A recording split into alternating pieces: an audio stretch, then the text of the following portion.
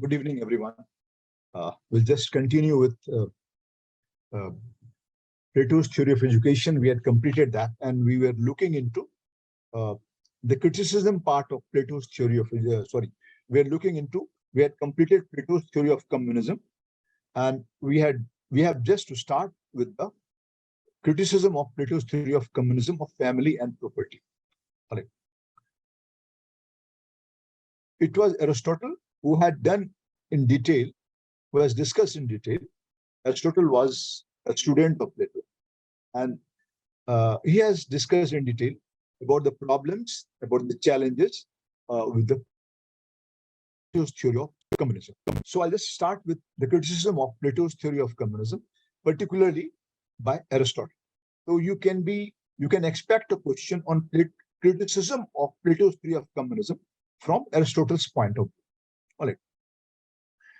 Now, Aristotle was one of the greatest students of Plato, as we are all aware, and he has criticized particularly Plato's theory of communism. All right. Now, what we need to understand that Aristotle was a functionalist. He looked into functionalist means he looked into different institutions from the point of view of function that a particular institution performs. Whether we talk about the institution of property, whether we talk about the institution of family. So Aristotle would look into the institution of family, property, or the institution of state from the perspective of the function that it performs. Right. So according to Aristotle,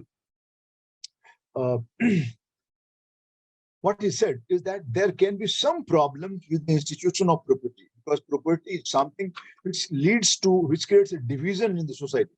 All right. Property is also the reason for dispute in the society.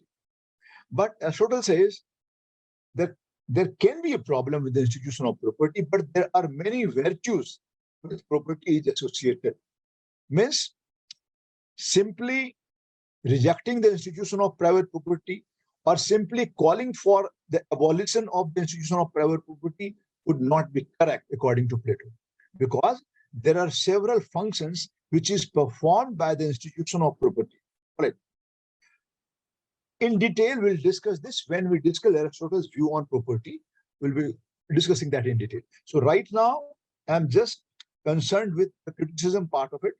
So I would not be going into much details about Aristotle's view on the property. All right. Some points we need to consider. Aristotle says that there are many virtues, there are many good things about the institution of property. So just rejecting the institution of private property by Plato would not be correct.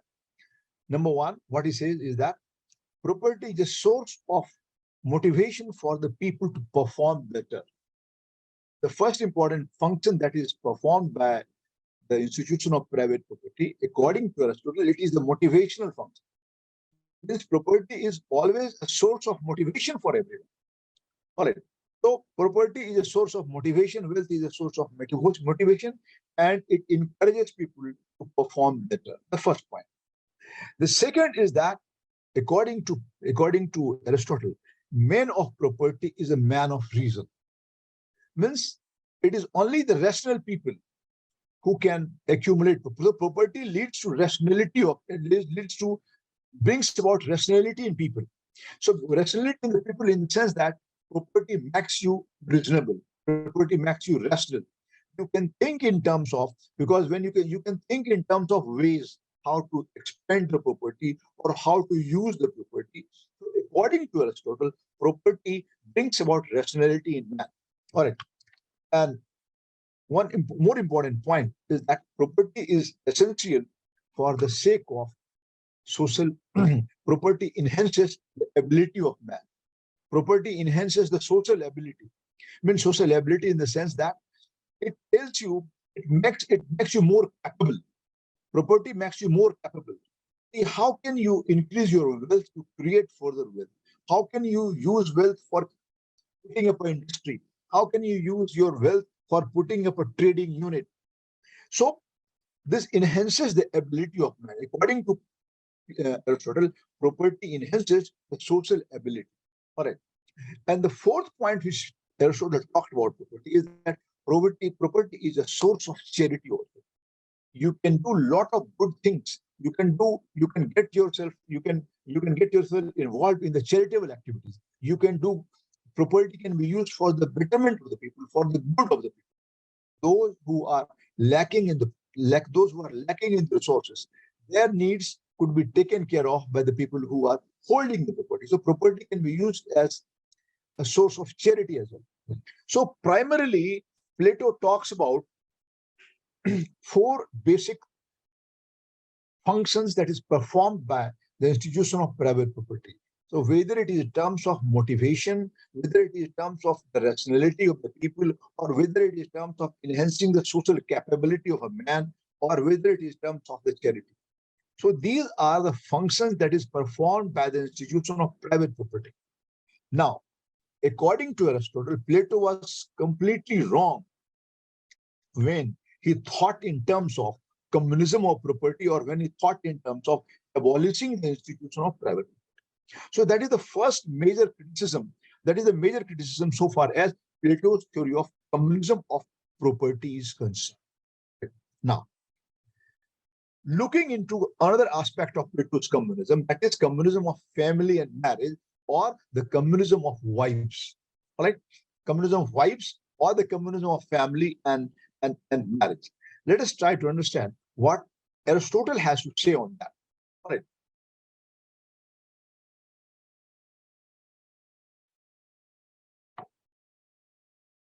According to Aristotle, family and marriage is also an institution of great utility for society. Right? And according to Aristotle, it is absolutely wrong to consider that the sole purpose of marriage is procreation, or for producing the child, or for enhancing the population. According to Aristotle, family as an institution plays a very important role in bringing about family and marriage. Marriage and after that the family plays a very important role, and it is a time-tested institution, and it brings about the social stability in the society. And according to Aristotle, it is absolutely wrong to consider that the purpose of marriage is simply procreation or production of the children. All right. Why? Because according to Aristotle, family and marriage, or marriage and family, they are very important institutions. Family and marriage are very important institutions for the emotional stability. See, emotional stability is very important. And according to Aristotle, both marriage and family, they are important institutions of emotional stability. And not only that, it says family is the first institution to bring about socialization, to make the people, to make the children understand about the culture, to make the children understand about the responsibilities, to make the children understand about the social responsibility, about the society. So family is the first institution of socialization in the society. To bring about socialization among the children, family plays a very, very important role. So in such a situation, if you want to do away with the family, if you want to do away with the family, this means you are going back to the barbaric age. You are going back to the Stone Age. All right. So doing away with the family would be like going back to the barbaric age or going back to the Stone Age. All right. So property, both family and property, according to Aristotle, they are time-tested institutions. All right. And they are time-tested institutions, and they must be preserved under all circumstances. All right. Now, one more important point, when Aristotle says, when Plato said about property, that that property should be owned by the community. All right. Now, what you need to understand, what Aristotle has said on that when everybody owns the property, when everybody living in society owns, so property is owned by the community or by the entire society. We are talking about the common ownership of property. According to Aristotle, it is not correct. Why? Because everybody's responsibility is nobody's responsibility. Everybody's property is nobody's property. Nobody would take care about the protection of the property. Whereas if you have an individual property, you will make all possible efforts to secure them and to protect them. But when property is owned by the community, Aristotle says the saying goes that everybody's responsibility is nobody's responsibility. So that is how Aristotle is trying to. Aristotle has tried to justify the institution of both family and private property, and that is the criticism also. That is the criticism also of Plato's theory of communism and Plato's theory of communism of wives and family. All right. Now, going further from here,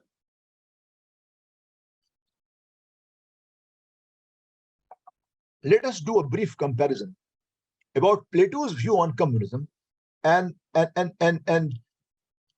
modern communism, or the Marxist view on communism. Let us try to compare the Plato's view on communism and Marx's view on communism. Let's try to understand.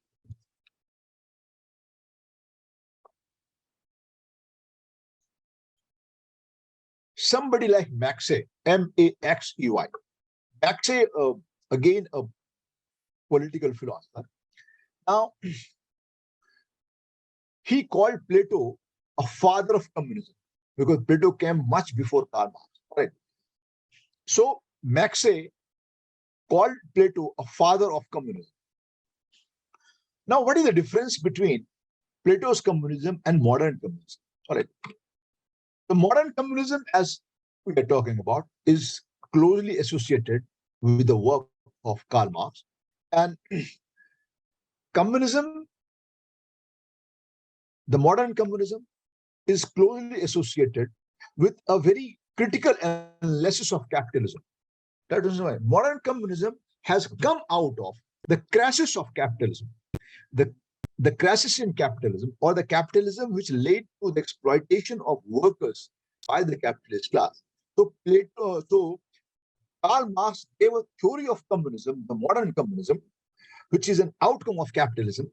And the purpose of communism is to defeat the capitalist class, to do away with the capitalist class, and create a classless and a stateless society. That is what is the modern communism. All right.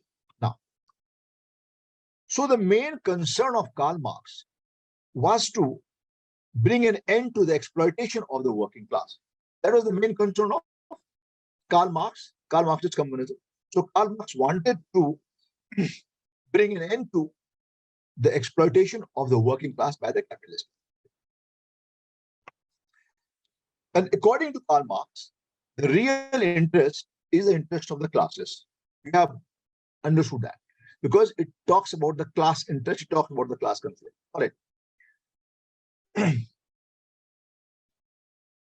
According to Karl Marx, the real interest is the class interest, and society is always divided into two classes: propertied class, those who own property, and those who are propertyless. So society always gets divided into two classes: propertied class and the class who are propertyless, owners and the non-owners. All right. So society always gets divided into haves and have-nots. All right. Those who have property and those who do not have property. All right. Now, and according to Marxian communism, there would be always a conflict between the two classes. All right. And he says that to end capitalism, what is required is a violent revolution. Right. Now, this kind of communism, the modern communism or the Marxian communism, has turned out to be utopian.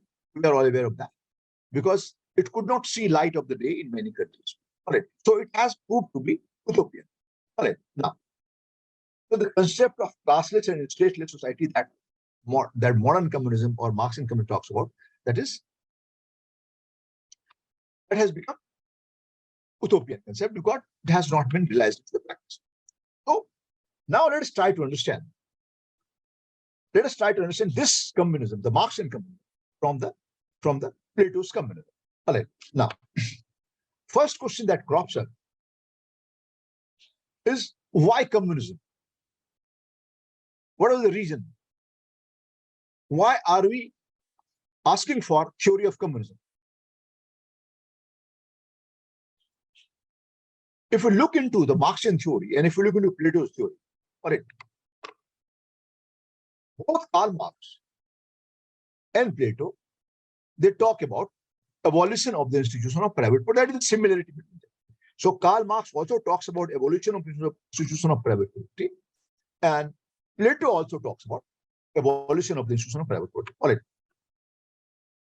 But the similarity ends here.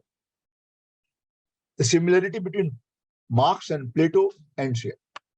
Now you need to understand one point, that Plato talks about communism for the top two classes only. All right. Karl Marx talks about the communism for everyone. But Plato, when he talks about communism, he talks about communism for soldier class, and he talks about communism for the philosopher class, right? Ruling class and the soldier class. But he doesn't talk about communism for the working class. Whereas Marxian communism is specifically to take care of the interest of the working class. Okay, but Plato has kept working class, the appetite class, away from this communism. That is the major difference that you will understand. Okay.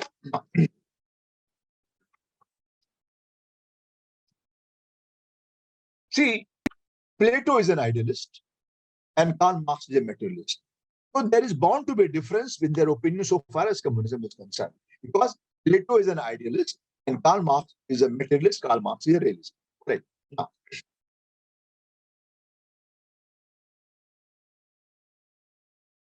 in Marxist communism, class conflict is imminent. In Marxist communism, class conflict is imminent. But whereas in Plato's communism, the class conflict is not there. Okay, it is based on interdependency of the three classes. It is based on interdependency of the three classes. Means the working class, appetite class, the soldier class, and the ruling class. They are interdependent on each other. And since they are interdependent on each other, since they are independent, their interests can be reconciled. Okay, so there is, in fact, class cooperation and class coordination between the three classes as prescribed by Plato. So Marxist communism is based on the idea of class conflict, but Plato's communism is based on the idea of interdependence and close cooperation between the three classes. All right. So in Marx's scheme of things, there are two classes. In Plato's scheme of things, there are three classes. The point is very clear. But in Karl Marx's communism, there is a conflict between the classes. But in Plato's communism, there is no conflict. Rather, there is interdependency and coordination and cooperation. All right. Now, in Plato, as I've told you, there are three classes, and the existence of three class or the emergence of three class is based on the quality of the soul. Point is clear? Existence of three classes as prescribed by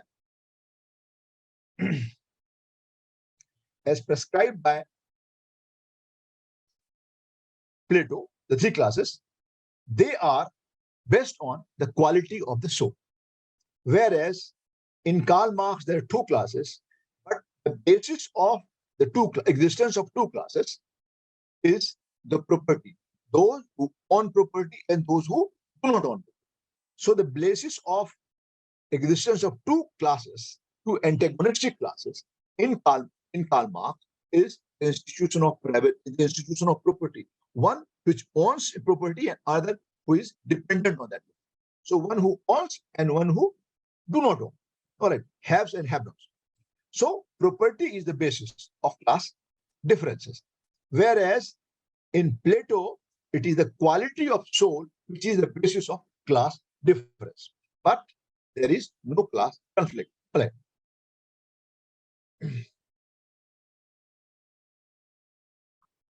In Plato's scheme of things, to bring about a social change, to bring about, Plato was a radical thinker. So to bring about a social change, what was needed was the education system, change in the education system, right?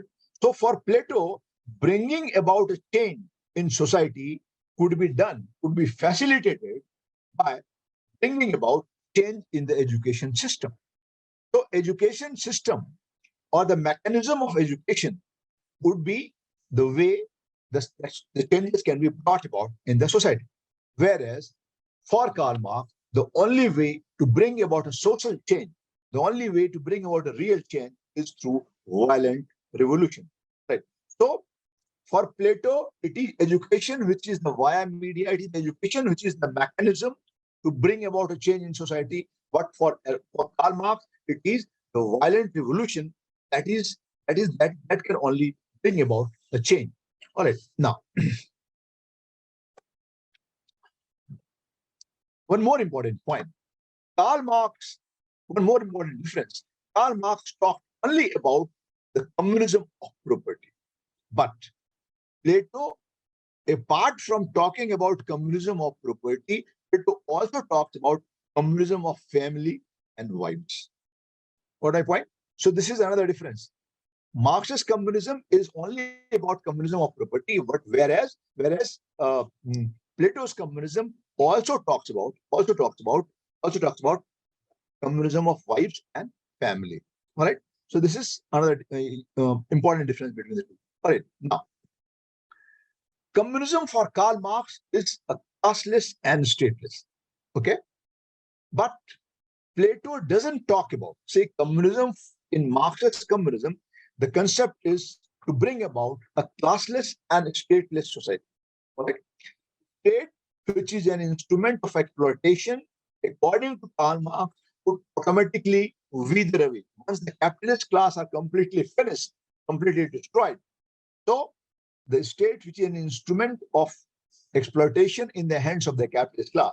So when the capitalist class disappear, all right, the state would also disappear, according to Karl Marx. But if we look into Plato's idea, right?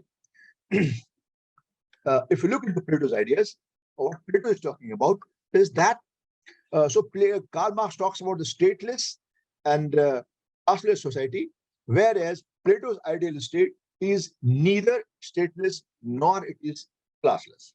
So Plato doesn't, because Plato throughout talks about the existence of the three classes just on the quality of the soul. All right, the appetite class, the soldier class, and the ruling class. All right. So in fact, the entire base of Plato's thought is based on existence of three classes. All right. So Plato, the state, believes in both class cooperation, existence of three different classes, and also they believe in class cooperation, class coordination. All right. So Plato's concept is neither stateless nor it is, and neither it is classless nor stateless.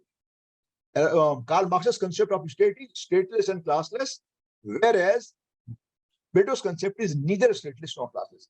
Because Plato doesn't only talk about philosopher king, doesn't only talk about justice. Plato also talks about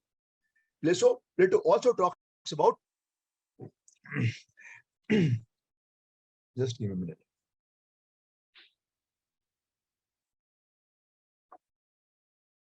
Plato also talks about ideal state. Right. Now, so this is the comparison between Plato's communism and Karl Marx's communism. Now, going further from here,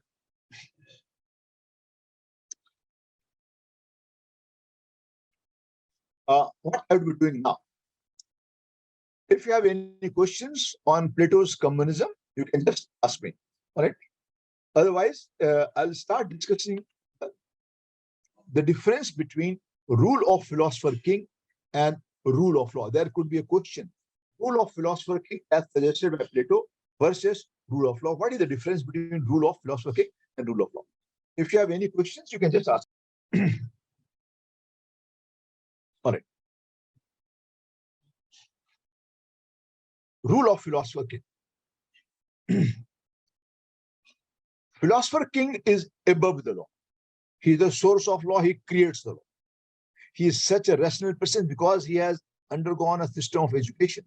So, philosopher king, as established by Plato in his book Republic, it is a very omnipotent institution, all important institution. So, philosopher king is the source of law. He is the law himself. So, philosopher king is above the law. All right. Now, philosopher king is above the law. Understand one point. And philosopher king is above the public opinion because whatever philosopher king says is correct. Why it is correct? Because the kind of education system through which philosopher king has undergone, the kind of experience that the philosopher king has. So philosopher king is above law and philosopher king is above public opinion. All right. Now, Plato says, why Plato says that philosopher king is above the law? Or why not to restrict philosopher king with the rule of law? So Plato doesn't want to restrict philosopher king under the rule of law. That is why he says, my philosopher king is above the law. Let us try to understand the reason for this. Plato says it is unadvisable to restrict an expert medical practitioner with the book of medicine, as it would be unadvisable to restrict a medical practitioner or somebody who is practicing medicine. According to Plato, it would be unadvisable to restrict an expert medical practitioner with the book of medicine. I'll explain this point. Similarly, it would be irrational to limit the wisdom of the philosopher king by the book of the law. This is precisely the point. Now, let me explain this example, what Plato is trying to say. See, suppose somebody is a doctor. Now, when doctor treats you, is he referring to the book every time? Now he has undergone through the medical education long time back, 5 years education. Now the experience that as a medical professional he has.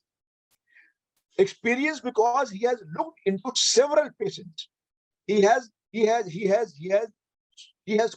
a large number of patients. He has been practiced over a period of time. So it would be not wise, it would be unwise to restrict a medical practitioner just by the law, by the medicine book. Okay, so when he's treating patient not only on the basis of what he has studied, but he's treating patient also on the basis of what has been experienced. What is the response of a particular medicine to the different patients? All right, that is why Plato says it would be irrational. It would not be wise to restrict a medical practitioner just by the book of medicine. Similarly, it would be irrational to limit the wisdom of the philosopher king just by the book of law, because law is something which would go on changing. It's a very dynamic. So many a times you have to change the law. So parliament passes one law, all right, and after some time it brings about amendment. Why we have brought about hundreds and hundreds of amendments, all right, in our constitution, in our constitutional law? Why the amendment has been made? Because it always be subject to change. So Plato says it would be irrational, it would be unwise if you restrict the philosopher king just by the rule of law. All right. So based on his experience, he can even go beyond the law. All right. Now, let us try to understand what was the reason for giving absolute power to the philosopher king. All right.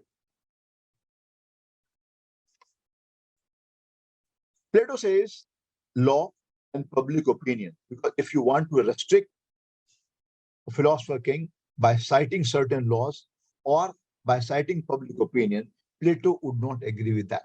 Plato says law and public opinion, they represent the average wisdom. They represent, because the law which have made is just based on the wisdom of the people. So law and public opinion, they just represent the average wisdom of the people, but philosopher king represents true knowledge. the kind of experience, the kind of training which he has undergone. So Plato says that law and public opinion, they are just based on the wisdom, average wisdom of the people. But philosopher king represents the true knowledge. So that is why he is in favor of giving more absolute power to the philosopher king. All right. Another important reason. Law may be rigid. According to Plato, law may be rigid. Not only rigid, sometimes law can be just silent. So we must leave when the law is silent, or when the law is rigid, or when there is a lack of clarity in law. All right. At that point of time, Plato says we must leave the things up on the wisdom of the philosopher king. When the law is not very clear, all right, when the law is rigid, all right, or when the law is silent. So in those kind of situation, we must leave everything on the wisdom of the philosopher king. All right. So that is why he wants to give more power to the philosopher king. Coming down to the point of Aristotle, it was Aristotle who talked about the rule of law being superior to the rule of reason. Plato's philosopher king is based on rule of reason. All right. It's rule of reason and rule of knowledge. So according to Aristotle, so what we are doing, we are comparing between rule of philosopher king and rule of law. And according to Aristotle, the rule of law will always be superior to the rule of philosopher king. Why? He gives a reason for this. He says that the purpose of rule of philosopher king, rule of law is superior to the rule of philosopher king. This is what Aristotle says. Why? Now let's try to understand. Aristotle says that both serve the same purpose. Okay, but rule of law has got some additional benefits. Both serve the same purpose. Philosopher king is also the source of law, and rule of law is also the source of law. But according to Aristotle, rule of law has got some additional advantage. Why additional benefits? Because see, philosopher king also tells you what to do and what not to do. Rule of law also tells you what to do or what not to do. But the thing is that rule of law is absolutely into black and white. It is absolutely codified. All right. So there is no question of there being any doubt. There is no question of being any confusion. Why? Because rule of law is absolutely codified. It is absolutely there in black and white. So Aristotle says, both perform the same purpose, rule of law and philosopher king. But rule of law has additional advantage because it is codified and it is without any kind of confusion. All right.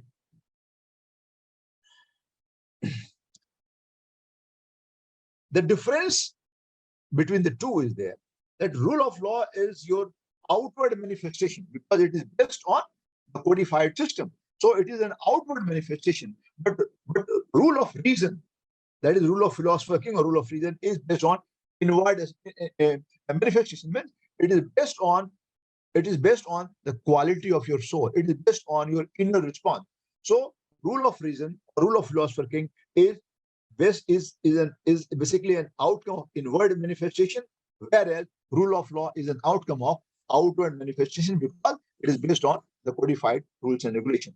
Now, let us look into the tabular difference between the two. Let's now compare. I've given you enough points. Now,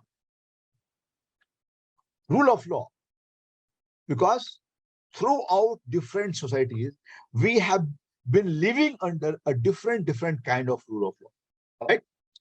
Whether we talk about the ancient society, medieval society, the modern society. So rule of law is a collective wisdom of the ages. Rule of law is based on the collective wisdom of the ages, based on that. But rule of philosopher king is just based on wisdom of just one person. Rule of law is continuing over a period of time. So rule of law is a collective wisdom of the ages. That is a major difference. Whereas rule of philosopher king is just based on wisdom of one person. So according to Aristotle, we should be preferring rule of law over the rule of philosopher king. All right. Now, one more important point. Rule of law whether it is in terms of the constitution or whether it is in terms of the different law existing in the state. So rule of law would always work as a check on the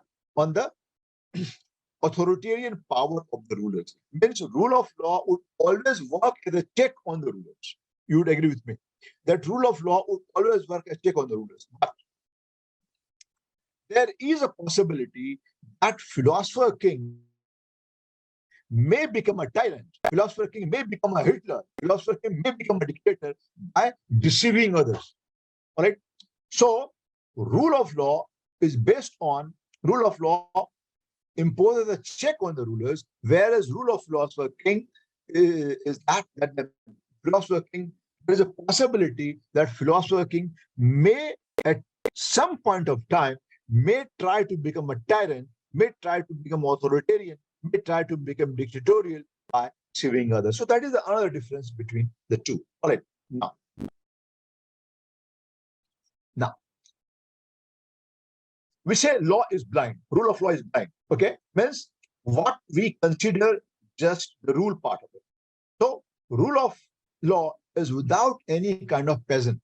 There is no peasant, there is no emotion. All right. So rule of law is without peasant. That is the advantage. But rule of philosopher king is a rule of peasant. All right. So there could be it is based on the personal will of the ruler. It is based on the personal will of the philosopher king. All right. So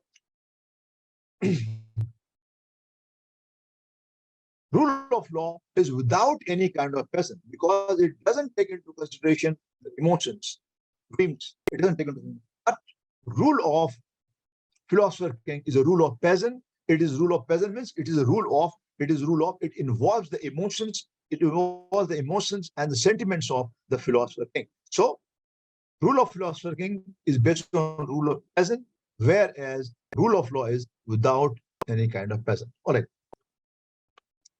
One more important point when Aristotle said, talking about the philosopher king, that what Plato is trying to do, Plato is trying to create a philosopher king. Plato is trying to create an ideal state. All right. Plato is trying to develop an ideal state. All right. According to Aristotle, one should not sacrifice the good for the sake of the best because best is unachievable. Now, rule of philosopher king or the ideal state that Plato talks about is unachievable. That is impossible. Can you think of a situation when there would be communism of wives and communism of property? Can you think of that? All right. So Aristotle says once, but Plato has given his thought. Plato has written his book, The Republic, and he has given his thought on philosopher king or justice because he wants to create an ideal state. All right. And he wants to produce the best. Now Aristotle says one should not sacrifice the good for the sake of the best. And this is what has been done by Plato. And Aristotle says that one should not sacrifice the good for the sake of the best, despite knowing that the best is unachievable. That is precisely the point. Right. Now, so that is about Plato and Aristotle. Going further into that, see, after a few years after writing Plato, the another book which was written by Plato, and the book was titled as The Laws, Laws. Now, in the book, in his second book, The Laws, Plato had accepted the utopianism of his ideas. Plato ultimately realized that my ideas are based on utopianism, all right, and they are. So in his book, The Laws, Plato accepts that the philosophy which I have given, all right, my philosophy is based on utopian ideas. So that was accepted by Plato in the book, The Laws. All right. Now, in the second book, The Laws, Plato has supported the rule of law over the rule of philosopher king, over the rule of a person. So in its second book, okay, we are still comparing rule of law and rule of philosopher king, particularly from the perspective of Plato and Aristotle. So in his second book, The Laws, Plato supported the rule of law over the rule of one person or over the rule of philosopher king. And it is for this reason it is said that Aristotle's ideal state is Plato's second best state. I'll repeat this. Just because Plato changed his ideas and he said that my ideas of philosopher king or my idea of justice was based on is an utopian idea, which is utopianism. And when Plato accepts that rule of philosopher, rule of law is better than the rule of philosopher king, that is why it is said that, and you can be asked this quotation, you can be asked this quote to justify that Plato's ideal state, Aristotle's ideal state is Plato's second best state. Okay, what is Aristotle's ideal state? Aristotle's ideal state is based on the rule of law. Okay, and which is accepted by Plato in his second book. So that is why it is said, Plato says that ideal state would be the best one. But when he accepts that my idea of an ideal state or philosopher king is utopian, and rule of law should be preferable to rule of philosopher king, this means Aristotle Plato accepts. And that is why it is said that Aristotle's ideal state is Plato's second best state. First best state, according to Plato, is ideal state. But what is the second best state for Plato is the Aristotle's ideal state. That is why it is said Aristotle's ideal state is Plato's second best practicable, second best. So Aristotle's ideal state, because it is based on reality, it can be done. All right. So Aristotle's ideal state can be created. Plato's ideal state cannot be created. So that is why it is said Aristotle's ideal state is Plato's second best state. All right. Any doubt, any question if you have, if the point is clear?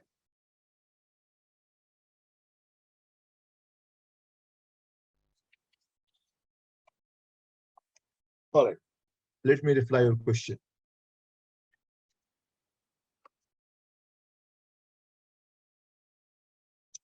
See, your question is who prepares rule of law and who are included in preparation? Will it include the people? All right. See, what is the rule of law? We have a rule of law in India. What is the rule of law? What are the source of rule of law? Your constitution is the source of rule of law, right?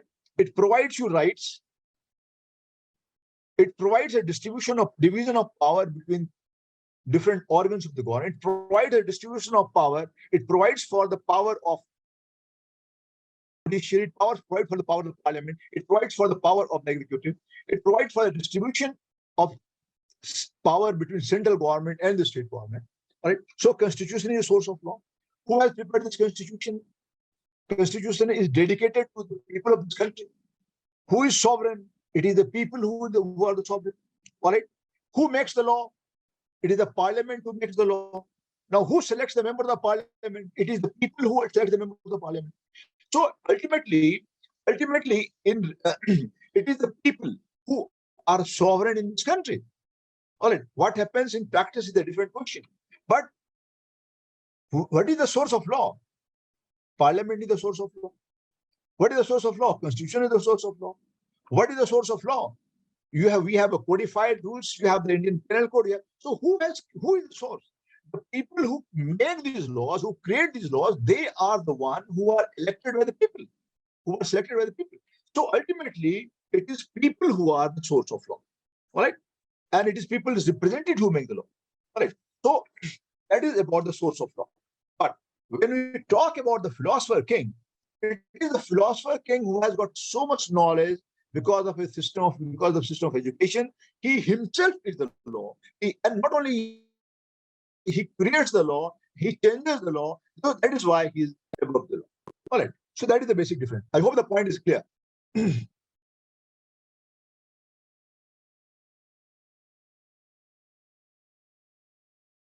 Now,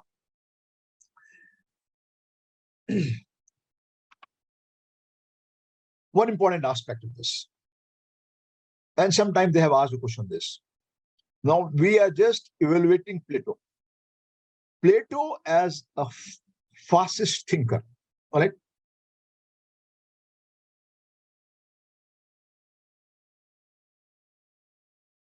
There's so much of power that is being given to the philosopher king. All right. That is why it is said that, do you agree with the point that Plato was the first fascist thinker, or Plato was a fascist thinker because of the enormous power that is enjoyed by the philosopher king? Let us look into the details. If you get this question, how will you answer? See, we are all aware that during the 20th century, the Western world, particularly the Europe, they had witnessed the rise of totalitarian regimes. If you talk about Germany, the Hitler, if you talk about Italy, the Mussolini. So during 20th century, Western countries, particularly Germany and Italy, even Spain also, so they came under a totalitarian rulers like Hitler, Mussolini, and so on and so forth. And these totalitarian rulers, like Hitler and Mussolini, they tried to find out the roots of the such system. So they tried to find out the philosophical justification of fascism and Nazism. Right? So in the process of finding out the justification for fascism and Nazism, okay, they trace the roots in the works of Plato. So in Plato's work, the roots of fascism and Nazism is traced. All right. Now, Karl Popper, a political theorist, Karl Popper, Karlpopper. Karl Popper has written a book, Open Society and Its Enemies. The Karl Popper, I think I have referred this book several times. So Karl Popper has written a book, Open Society and Its Enemies. And in that book,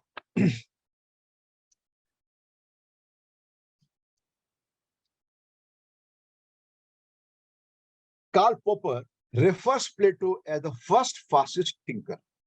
Why? Because the roots of the fascist idea, okay, goes back to the philosopher king. So Karl Popper, in his book Open Society and Its Enemies, goes to the extent of saying that that Plato was the first fascist thinker. All right, first fascist. All right, and he says that when Plato talks about morally a superior class, when Plato talks about morally superior class, the philosopher king. All right. So what Plato is doing? Plato is trying to create a racial supremacy. Plato is trying to give a basis. Plato is trying to justify the racial superiority of the philosopher king. Similarly, all right, Nazis also talked about the supremacy of the race. All right. So that is the cue. So Karl Popper says that Plato is the first fascist thinker, and the Plato's political program, in which he talked about, he gave so much power to the philosopher king, and he tried to create a separate class of the philosopher king. Okay, so this superior concept of superior race or racial superiority, this goes back to the idea of Plato. All right. So, according to Karl Popper,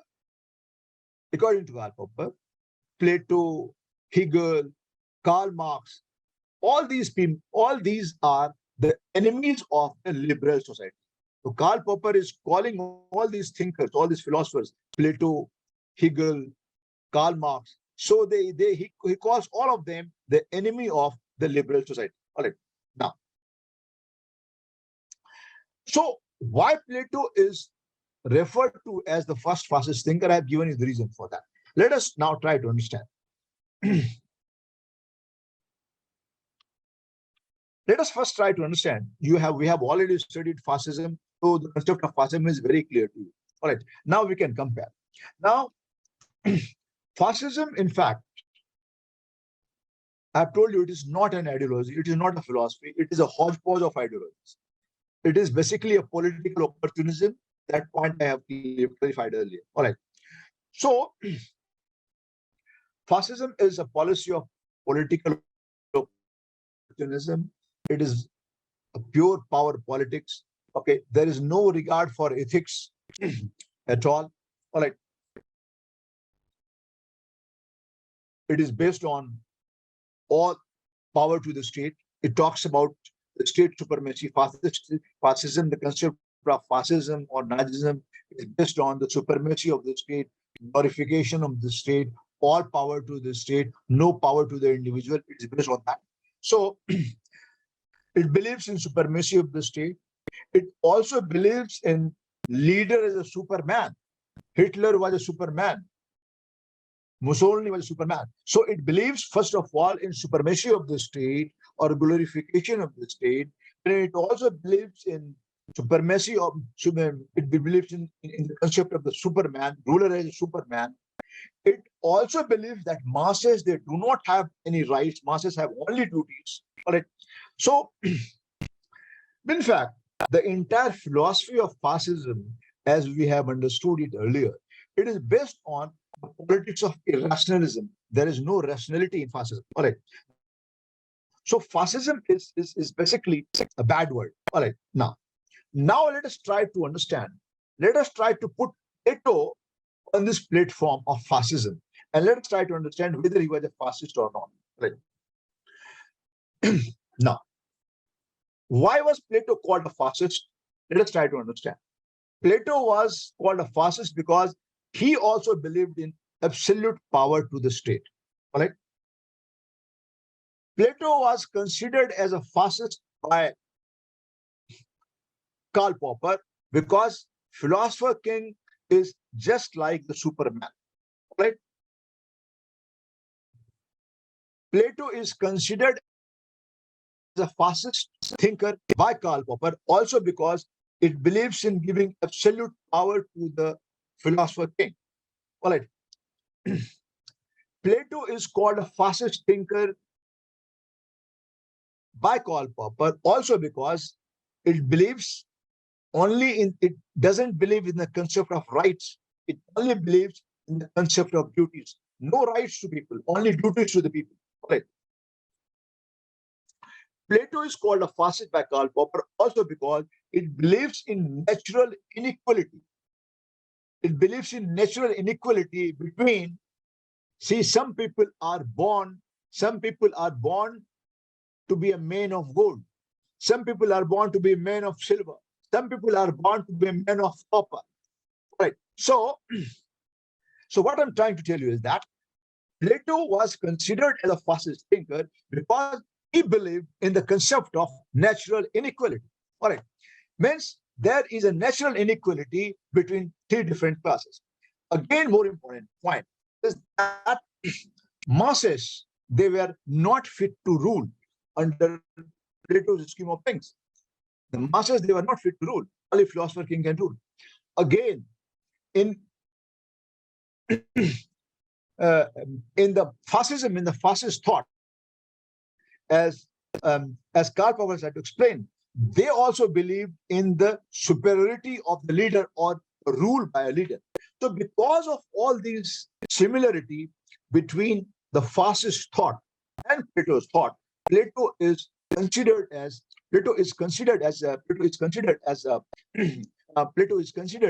a first fascist thinker. All right. Now, so like Hitler, Plato also talked about the myth of the race, myth of metal. We have studied. Some people have the soul of gold, some have the soul of silver, and some have the soul of copper. So Plato, just like Hitler, Plato also talked about gave a myth of the metal. If Hitler gave a myth of race, Plato gave a myth of a metal. All right. Now, on this basis, Karl Popper calls Plato as a first fascist thinker. Is it correct? Now let me give my final response. What would be your conclusion? So you have to write all these points on what basis Plato is called a first fascist thinker. Now let us try to understand why in your conclusion we need to write that it would be unfair.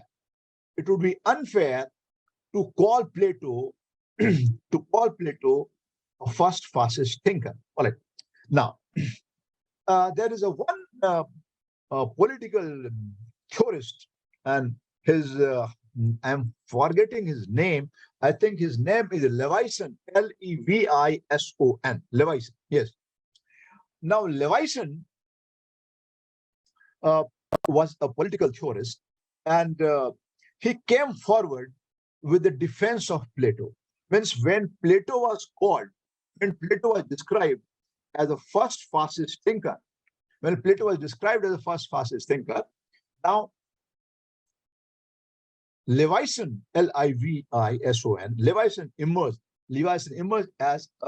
defender, as a defender of Plato. And according to Levison, Plato is not a fascist thinker. Let us see how he's trying to defend Plato. Right now, Levison says the fascist thought that emerged, or the fascist thought, or the Nazism thought that emerged.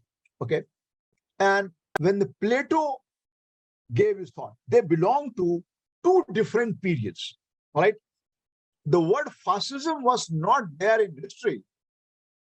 The first fascism, the word fascism, the word Nazism, it was not there in history when Plato came out his political thought. So both Plato and the thought of Nazism and fascism, they belong to two different periods of history.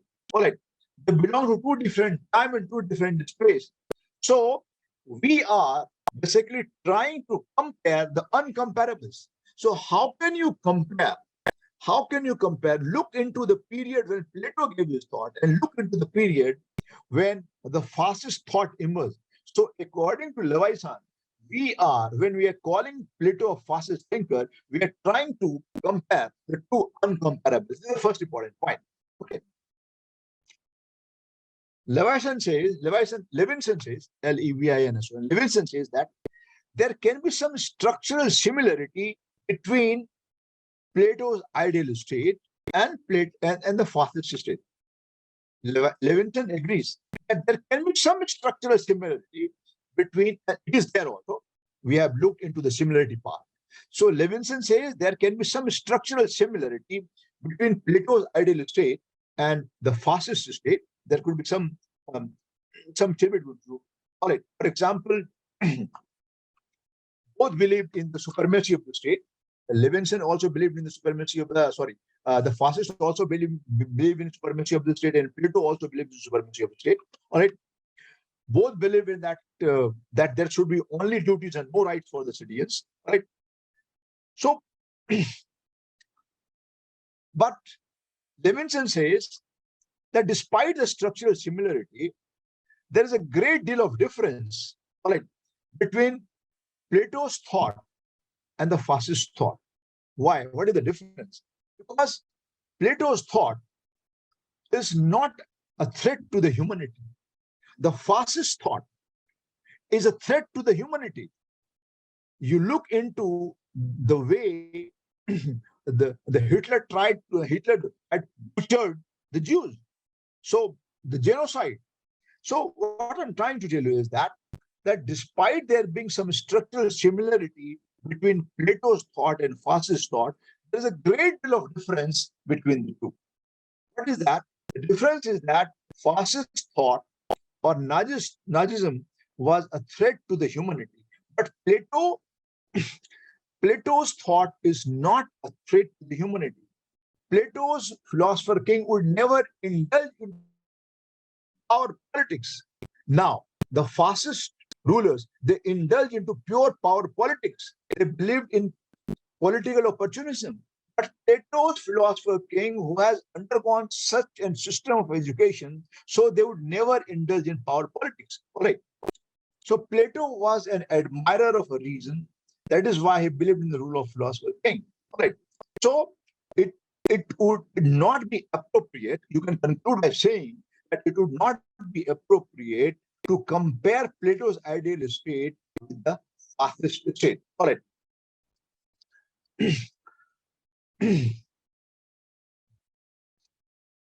Again,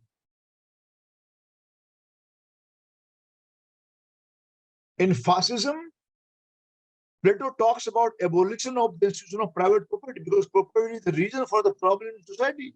But fascists, they do not talk about the abolition of private property. Right. So Plato was not a fascist thinker. That is how you have to. Anything which you have not been able to understand, you can just ask. Point is clear. Looking into it from the point of view of examination, because I'm teaching in an examination-oriented manner based on the question that have been asked in the past. All right. So that would be my focus area. Now, otherwise, we have done all the theories of Plato. All right. Now, one question which has been asked and can be asked again: Plato as a father of totalitarianism. Totalitarian, all you understand. All right. What is totalitarianism? First, let me explain. Totalitarianism means when there is a complete control of the state. When a state is under complete control, right? The state controlling both the public life as well as the personal life. The state controlling public affair as well as the personal affair, right? Now, this is what is happening in China, for example. China is a totalitarian state. Russia would be also called a totalitarian state. All right. North Korea would be called a totalitarian state. Means when there is a total control of state, the state controls both the public domain as well as the private domain. All right. So, but totalitarianism is different from authoritarianism. The point should be, your concept should be very clear. All right. Totalitarianism is different from authoritarianism. All right. Now,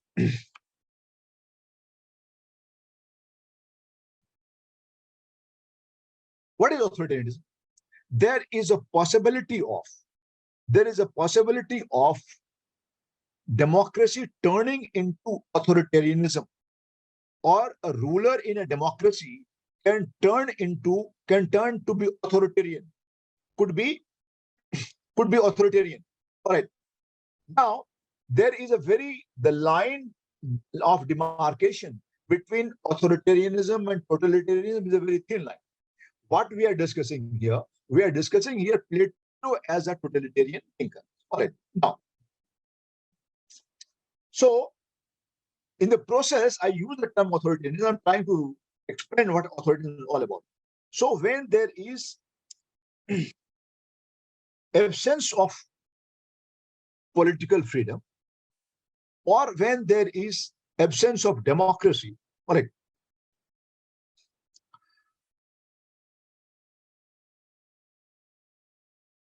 but a totalitarian society would be both authoritarian as well as totalitarian. Try to understand. In democratic society, the element of authoritarianism can be there because the ruler can be authoritarian, can get more and more powers in his hand, or could be acting very decisively without looking into, for example, disregarding the parliament, bypassing the parliament. All right, when prime minister or cabinet bypasses the parliament, you can say that they're trying to be authoritarian. Right? Now, but a totalitarian ruler or totalitarianism is inclusive. It also includes authoritarianism. All right. But in authoritarianism, totalitarianism will not be there. So there is a difference. In authoritarianism, there would not be total control of the state. You have to understand the point. So because it is the institutions are democratic, so elements of democracy would also be there, but side by side, the ruler can try to be authoritarian. All right. Now, when we are considering, because the total control is in the hands of the state, when we are saying that the total control is in the hand of the state, when we say that total control is in the hand of the state in Plato's ideal state, or the philosopher king, and in totalitarianism also, there is a total control. All right. So, but can we consider Plato as a totalitarian thinker? So, first of all, what we have to understand, when Plato emerged, when Plato wrote his philosophy, at that point of time, the word totalitarianism was not there. So the totalitarianism is a 20th century phenomenon. So how can you call Plato a totalitarian thinker when totalitarianism was not even existing when Plato emerged? All right. So that is the first important point. All right. Now, so Hitler was a totalitarian thinker. Mussolini was a totalitarian thinker. Stalin was a totalitarian thinker. All right. But Plato was not a totalitarian thinker. Let me explain this further. All right.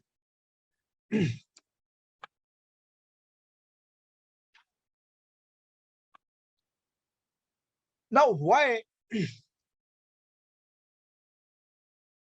Plato is called totalitarian? Before I go on that, totalitarian state is basically involves two things. It involves rule of terror and rule of violence. If you look into what happened in Italy and what happened in Germany, or what happened in Stalin's Russia, so totalitarian state would be based on two things. One, rule of terror and rule of violence. Okay. In Plato's state, ideal state, there was no rule of terror and there was no rule of violence. There was not an iota of violence and there was not an iota of terrorism, an iota of terror in Plato's ideal state. So, on that basis, calling Plato a totalitarian thinker would not be correct. All right. But the only basis on which you are calling Plato a totalitarian thinker is that there is no freedom in Plato's ideal state, and there is no freedom even in your personal sphere. You cannot decide about your own marriage. Whom you would be marrying, that would be decided by the state. So there was no freedom even in the public sphere and no freedom even in the private sphere. Right. Now, even the marriage was controlled by the state. Once the child takes birth, it is controlled, the control of the child is given to the state. So on that basis, since there is no personal freedom, on that basis, Plato is called a totalitarian thinker. But calling Plato a totalitarian thinker just on that basis would not be correct. Right. Now, why? Because in the point I have given you, at in totalitarian thought or in totalitarianism, there are two important elements. One is rule of terror and another is rule of violence. But in Plato's thought, there is no rule of violence and there is no rule of terror. So Plato is not a totalitarian thinker. Now,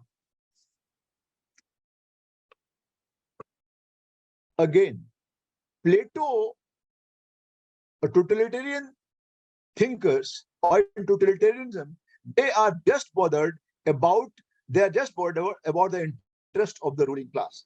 But Plato was the one who was bothered about the interest of all the classes. He talked about the interest of all classes. In ideal state, there is ideal state plus ideal state is an amalgamation of the interest of all three classes. So Plato cannot be compared as a totalitarian thinker. All right. Now, Plato cannot be called a totalitarian thinker. Now, the last aspect of our discussion, and that is feminism, means Plato as a first feminist. You can be asked a question, was Plato a first feminist? On what basis we are calling Plato a first feminist? Let us look into that. What is feminism? Feminism is basically an umbrella ideology under which we are trying to bring about gender equality in layman's language. We have studied feminism in detail, you are aware of that. But feminism is talking about ending gender discrimination.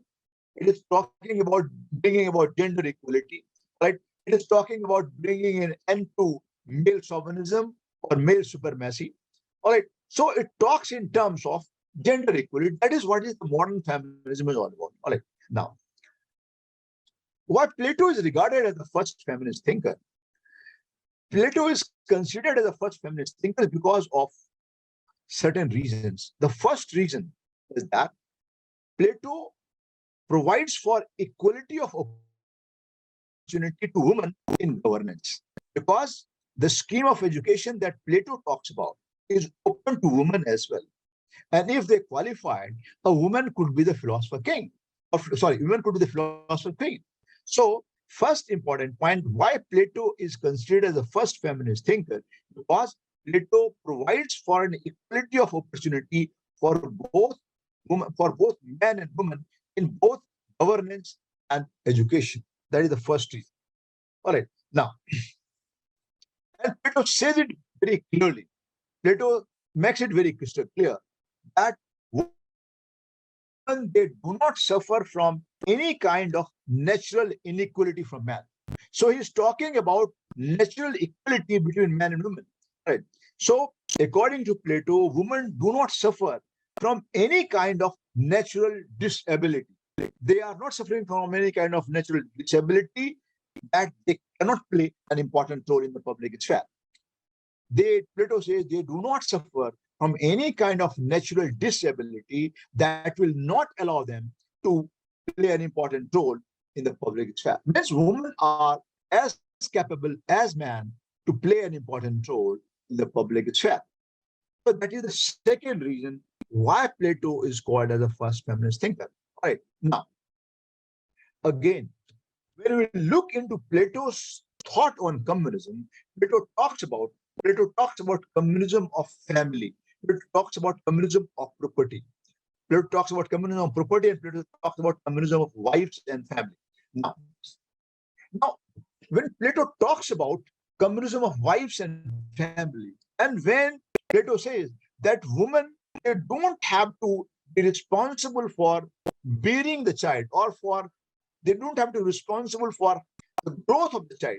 So immediately after the birth of the child, the, the care of the child is given to the state. Hence, Plato wants women to devote their time on the public sphere, devote their time on the governance.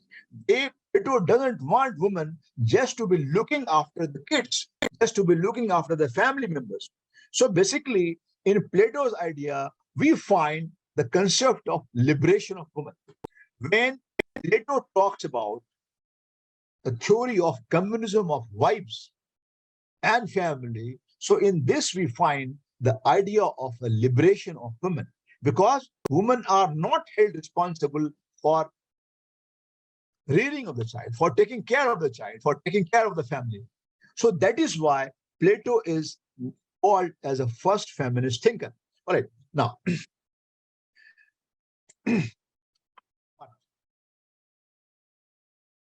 just on these bases, can we say that Plato was the first feminist thinker? How would you conclude? My suggestion that when you get such a question, since feminism and Plato, they belong to two different periods, two different times. So calling Plato a feminist would not be correct. All right. So here we are appreciating Plato. When we are calling Plato the first feminist thinkers, we are appreciating Plato. We are not condemning, we are not criticizing Plato. But still, I won't call Plato a first feminist thinker. Why? Because of the fact that the prime intention of Plato behind educating women, or prime intention of Plato behind the theory of communism of wives and family, the prime intention of Plato is just the upliftment of women. All right. Hence, Plato wanted to say that the state must not be deprived of the talent of the half of the population. Women constituted half of the population. So just the purpose of Plato was to ensure that society or the state must not be deprived out of the talent of half of the population. So Plato was not a feminist thinker, but Plato just cared about the upliftment of woman, nothing more than that. All right. Now,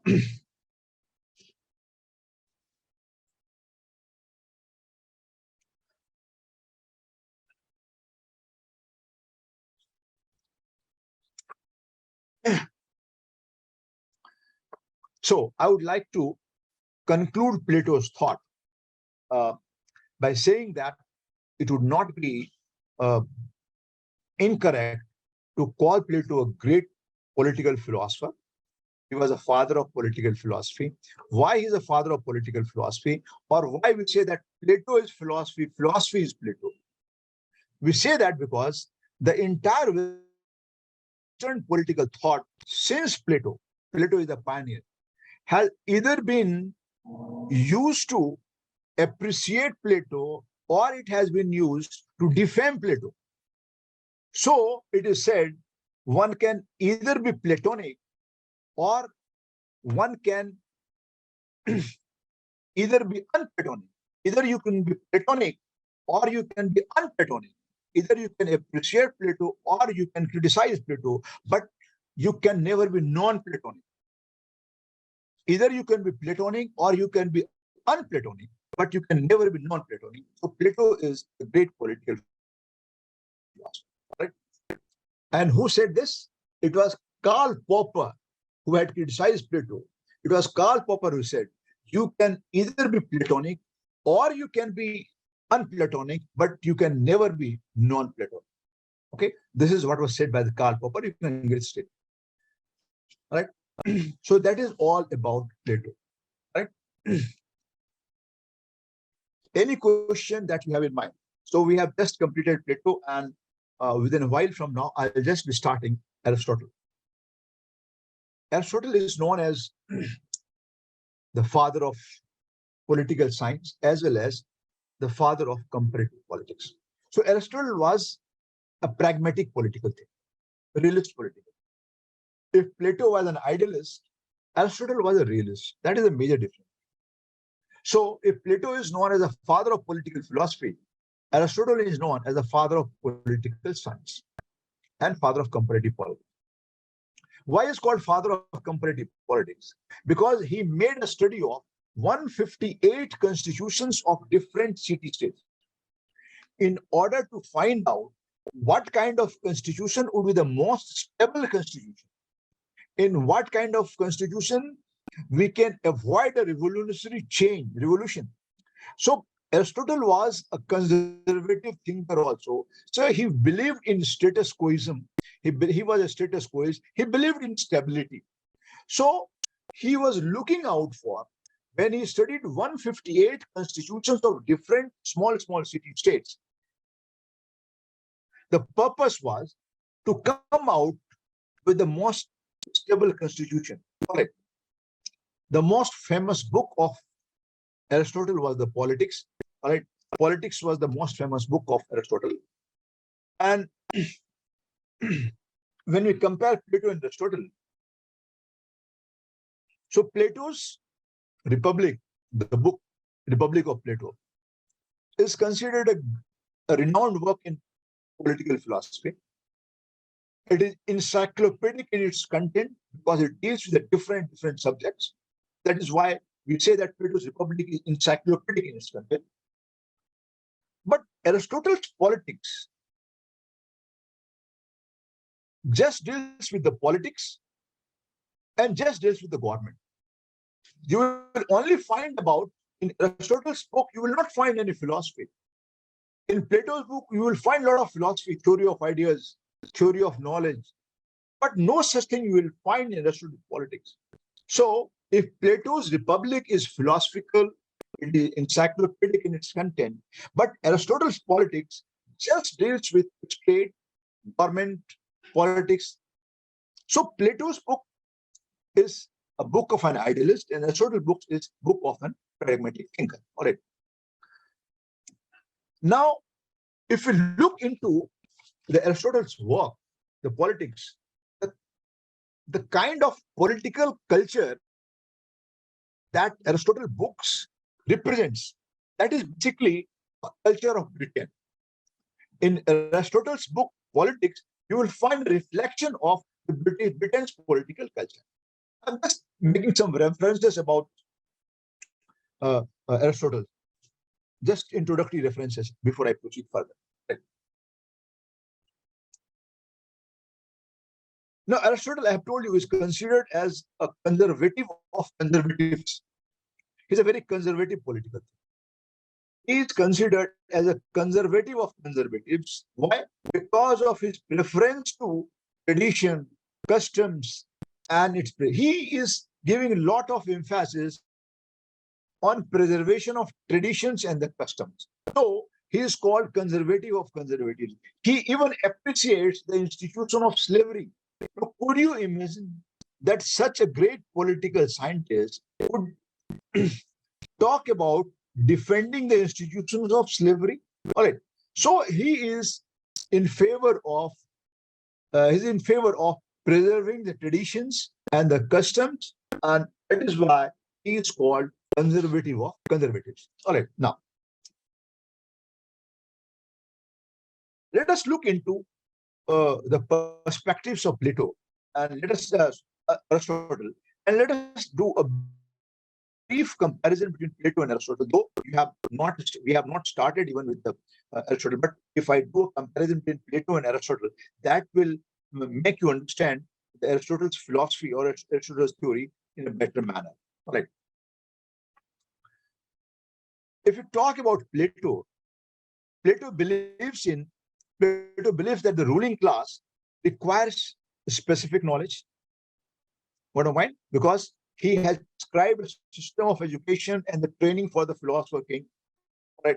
So Plato talks about a specific kind of education, a specific knowledge that is required by the ruler, that is required by the philosopher king.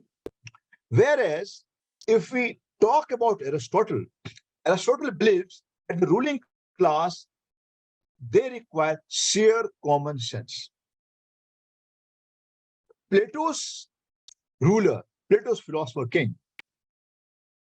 according to Plato, ruling class require a specific kind of a highest level of knowledge. But Aristotle believes that the ruling class, what the ruling class require, they require just common sense or sheer common sense, nothing more than that. So that is the major difference. Now, if you look into your current rulers in the country, okay, many of them have a very poor qualification. Many of them are not even the graduates. But on what basis they have become the rulers? Because if education or great knowledge would be the criteria, they would not be able to become a ruler. So they have become a ruler because they have a common sense. All right. So that is the one difference between Plato and Aristotle. Now again, Plato wants people to be disworldly. You know, disworldly means believing in other world, believing in the world of ideas. This is what Plato wants. So according to Plato, you have to be disworldly. You have to believe in the world of ideas. Okay? But according to Aristotle, it's more important to be worldly wise. It means you have to be wise in this world. According to Aristotle, it is more important to be worldly wise in this world, rather than being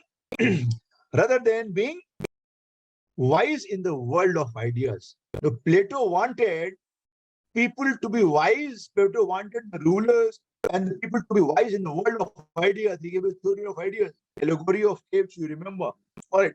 But Aristotle says it is more important to be worldly wise rather than to be wise in the world of ideas, as explained by Plato. So that is another difference that you find between Plato and Aristotle. Going further from here, what do you find? If you compare Plato and Karl Marx, both Plato and Karl Marx, they rejected the world of matter. Sorry, both Plato and Karl Marx, they no, I wanted to say something different. Unlike Plato and Karl Marx, Unlike Plato and Karl Marx, Aristotle did not reject the world of matter. Plato also rejected the world of matter. Plato gave a preference to the world of ideas. Okay. Plato also rejected the institution of private property. Karl Marx also rejected the institution of private property. Both believed in communism. Plato also believed in communism. Karl Marx also believed in communism. Now, come to my point.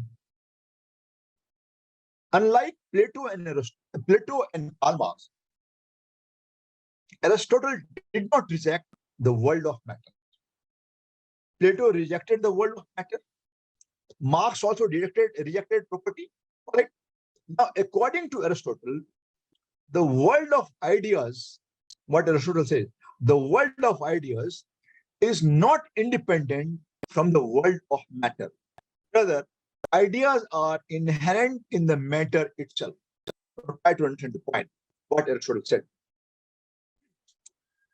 Aristotle says the world of ideas cannot be independent of the matter, because the ideas that you will get, that will always be influenced by your matter. According to Aristotle, the world of ideas cannot be independent out of the world of matter, because your idea will always be impacted, will always be influenced by the matter, by the situation in which you are living. Okay. So he went on to say that ideas are inherent in the matter itself. Ideas are inherent in the matter itself. Now let me explain this point, how ideas are inherent in the matter itself. If I would explain this point, I would be explaining this point by giving an example. How ideas are inherent in the matter. Ideas are inherent in the matter that you can use property for your own benefit, and you can also use property for the benefit of others. When you are using property for the benefit of others, it means there is an idea in that. When you are using property for the benefit of yourself, there is a matter in that. So that is why Aristotle says ideas are inherent in the matter itself. All right. So the world of ideas cannot be independent out of the world of matter, because your ideas will always get influenced. Your thought will always get influenced by materialism, which is what Aristotle had said. But that is the difference between Plato and Aristotle.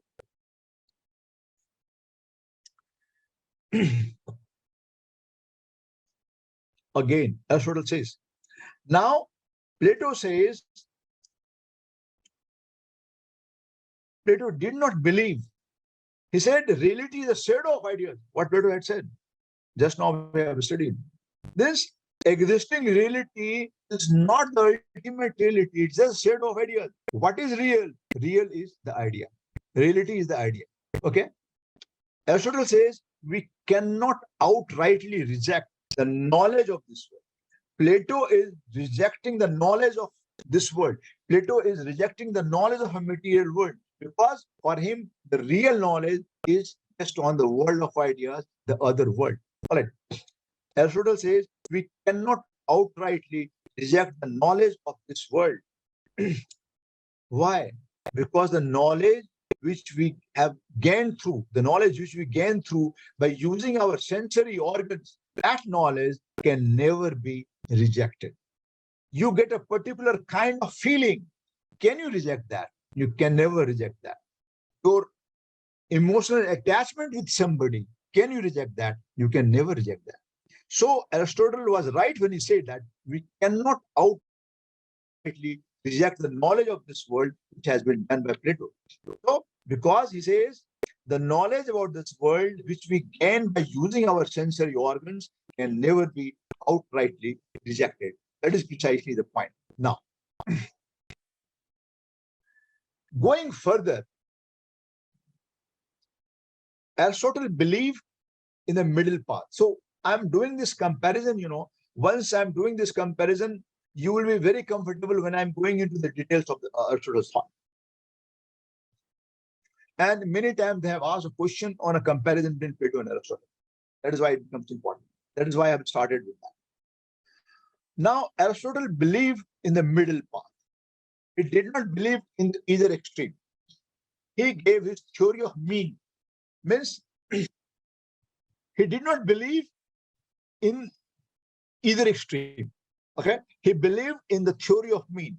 He always believed in the middle path, neither the radical path, okay, nor the moderate path, neither the extremist path, nor the moderate path, rather a middle path.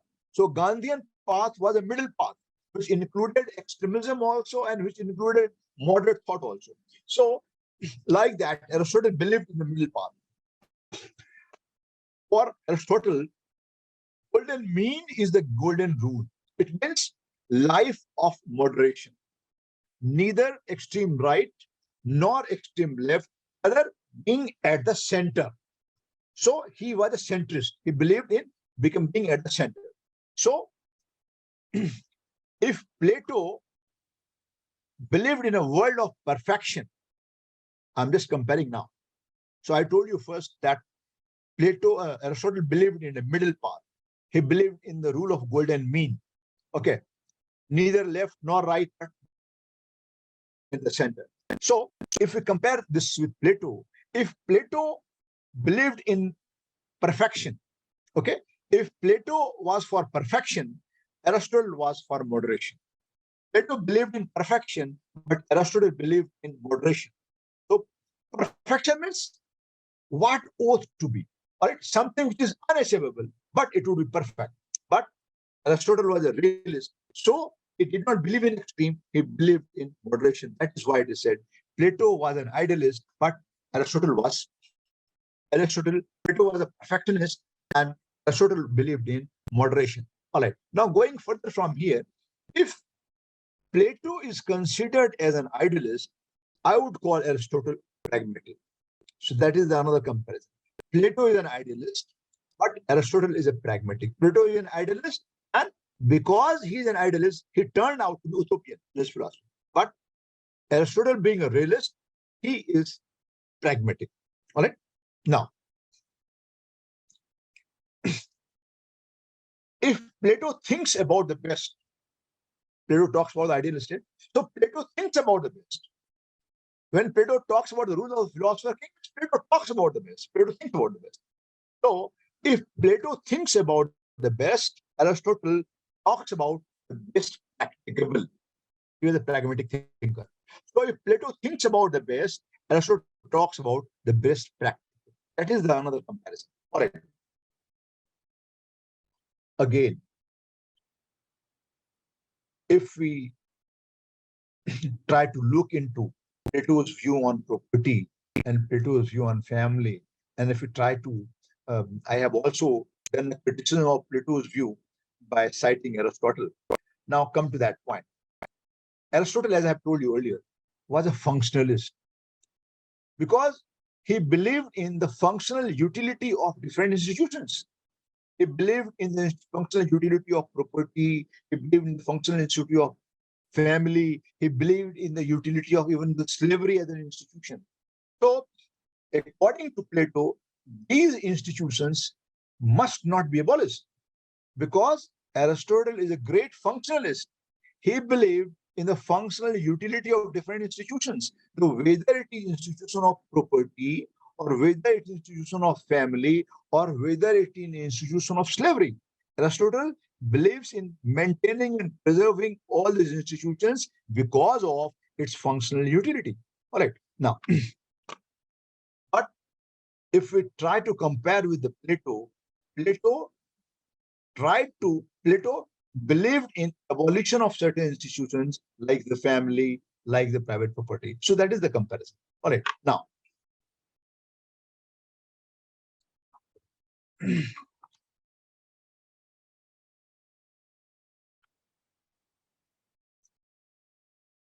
Aristotle belongs to a school of teleology.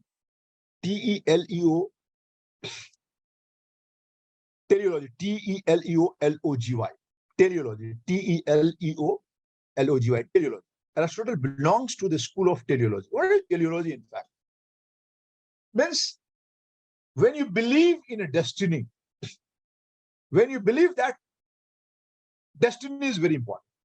And destiny is something which will take you somewhere. So if you are here today, it is because of destiny. If you are there tomorrow, because of destiny. If you are doing something today, it is because of destiny. If you refuse to do something, it is because of destiny.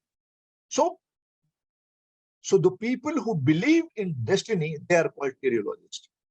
Now, Aristotle also belongs to the school of teleology. Means nature the nature has a specific design for everyone. Right? And it moves everybody moves towards their destination because it is already pre-designed, right? Because it is based on something what we call your natural destination, right? So this is an important thing about Aristotle. We'll look into this part sometimes later. All right. Now,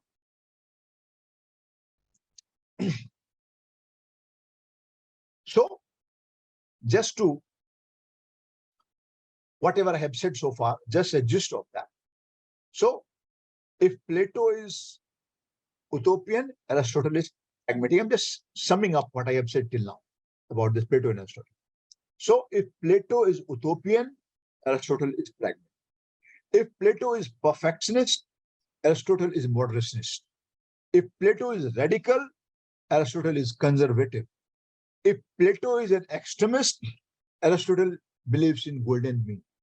So that is how we can compare. That is how we can compare Plato and Aristotle. All right. Now, so I've talked about the difference between the two. Before we proceed further, let us try to find out the similarity between Plato and Aristotle. Right? Both belong to Socratic tradition. Socrates was a guru of Plato, and Plato was a guru of Aristotle. So the one similarity that between the two that you find is that both believe in Socratic tradition. Right? Both believed that in the fact that the state is prior to man. Now, this is something which I need to explain. Okay, and I will explain this in detail at earlier, sometimes later, but I will explain it even now very, very briefly. Both believe that state is prior to man. Means state came before man. Do you believe that? Just let me mention about other points, then I will come to that point. Both believe in Socratic tradition. Both believe that state is prior to man. First came the state, then came the man. Okay, how? I'll just explain. Both believe that man is a social animal. Aristotle also believed, and men also believe that both are, both believe in the fact that man is a social animal. Right. Another important point, another similarity between the two, both believed in natural inequality between man and man. Natural inequality. All right. Both believed in importance of reason. But Plato gave more importance, Aristotle gave less importance, but both believed in the importance of reason. All right. And both believed in natural law. Natural law means there was a law before society and state came into being, and that law was called a natural law. There are certain rights which have been enjoyed by the people, they are natural rights, and the law which was prevailing at that point of time was a natural law. And now that natural law could be might is right also. But they believed in, so both believed in natural. All right. So Aristotle is known as the greatest critique of Plato, as I have just tried to refer to some of his views, that how Aristotle has criticized Plato. So Aristotle is known as the greatest critique of Plato, but when this question was asked to Aristotle, that why are you criticizing Plato so much? Why you have been branded as is it correct to brand you as a great critique of Plato? Aristotle said, no. I'm not criticizing Plato. I'm trying to refining Plato's thought. I'm trying to put Plato on the right place. So I'm just refining Plato. I'm not criticizing Plato, I'm refining Plato. That is what. Now, come to the point which I had discussed few moments back, that both believe that the state is prior to man. Okay? Do you believe that the state came before the man? Now, suppose this is the question. The state came before the man. What you would say on that? No, Pradeep, it is not because of that. The state interest is more important in the interests of man. It's not because of that. On what basis it is said that the state is prior to man? Because the man that we are talking about the civilized man. We are talking about the cultured man. So man became man in true sense of the term only within the state. Because men learn to be men. Men learn to be human. Men learn to be caring. Men learn to be cultured only when state came. Only when society came. So what made man man in the true sense of the term is the state. So without state, man was not a man. He was just like a beast, roaming around here and there, uncivilized, uncultured, moving without clothes. He had no sense of right and wrong. So man became man in the true sense of the term only when state came into being. So when it is said that he who is unable to live in society is either a beast or God, or man is a social animal, and he who cannot live in society, or he who can survive without society, would either be a beast or a God. So man's only form was man. Before society and state, man only had a form and shape of a man. But you see, leave a child. Once a child takes birth, put that child in a forest. Let that child, if the child survives, and if he's in the company of the monkeys, so what he will learn? So you learn the social rules, social regulations, you learn to become a cultured person, become a true human being only in society and state. So that is why Aristotle had said, and both Plato and Aristotle, they agree on that man, the state is prior to man, because it is the state which is making man a man in the true sense of the term. So chronologically, try to understand.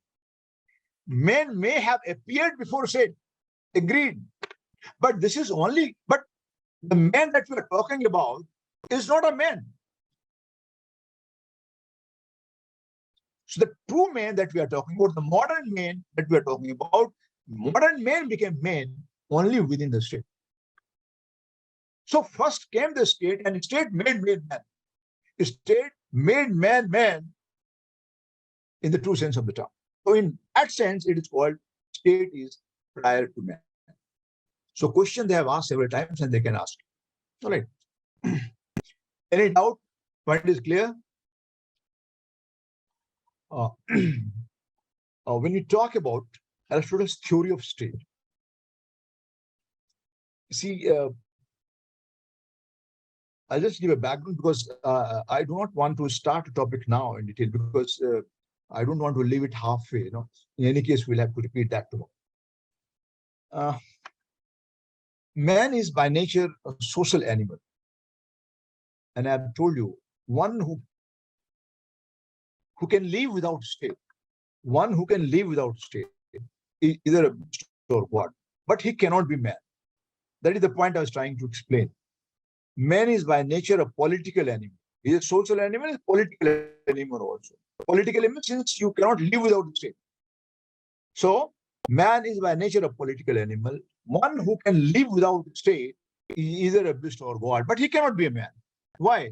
Because it is the state which is making you a man. All right. Means when you talk about Aristotle's view on state, Aristotle is giving, considering state, the highest of all institutions, all associations. There are many associations existing in the state, all right, but the state is highest of all. And Aristotle says that the state came into existence for the sake of life, and it continues for the sake, it continues for the sake of good life. Try to understand the point. A great statement made by Aristotle. The state is highest of all associations. It came into existence for the sake of life. See, when you enter into contract, the people came together, they created a state. Okay. So what for? For the convenience. So it came into existence for the sake of life, because there is no safety for the people before the state was there. There is no law, there is no safety, there is no protection for the people. So they created a state.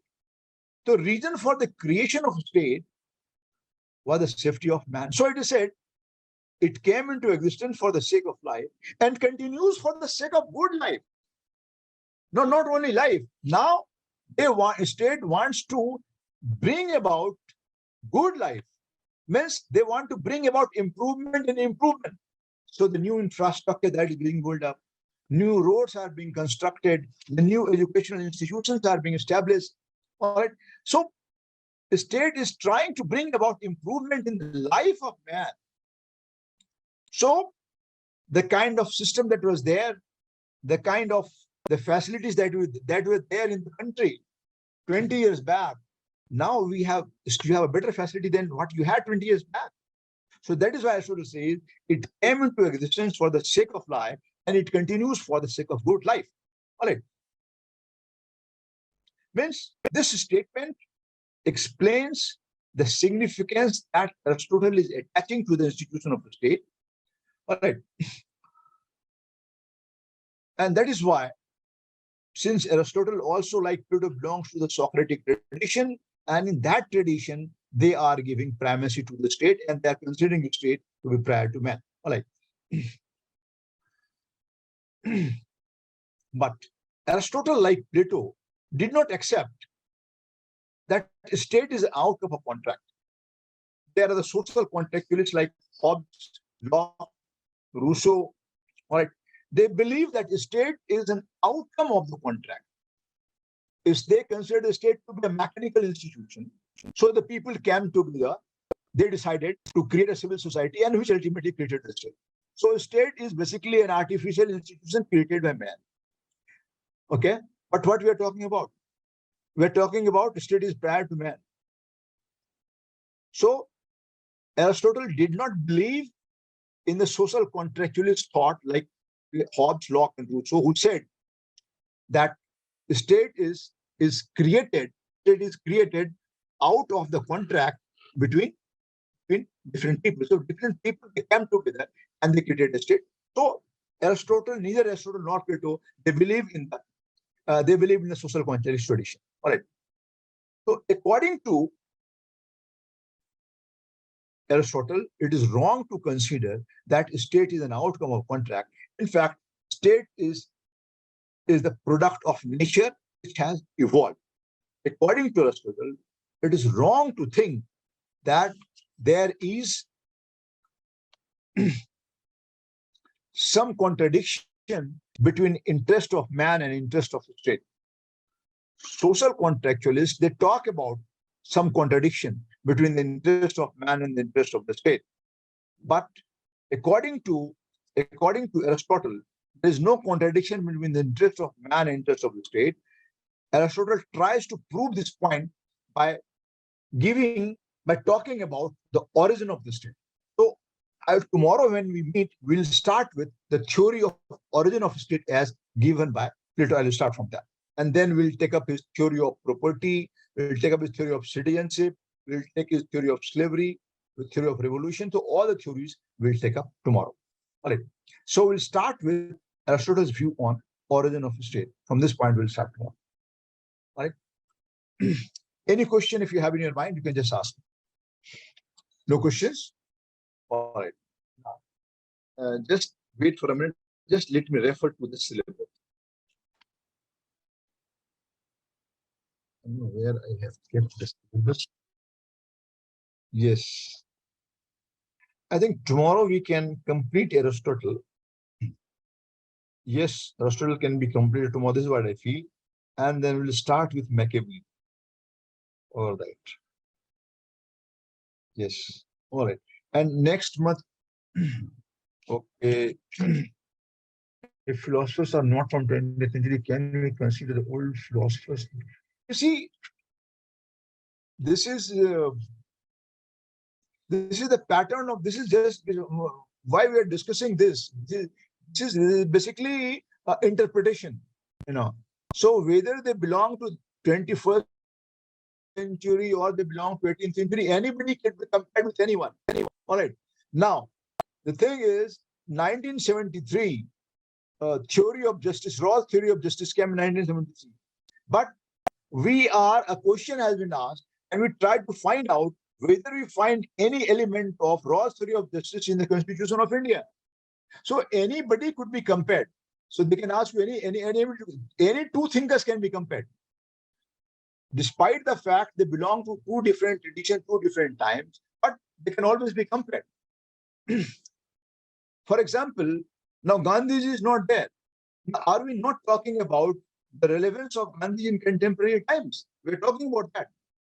Though Karl Marx, when wrote his thought, now long time back, though are we not talking about trying to find out, and we find some relevance of Karl Marx in contemporary times? So anybody can be compared. Comparing Plato and Karl Marx, this is just an interpretation. All right. And this becomes more important from examination point of view. All right. So thank you everyone. God bless you all. See you tomorrow same time. God bless you.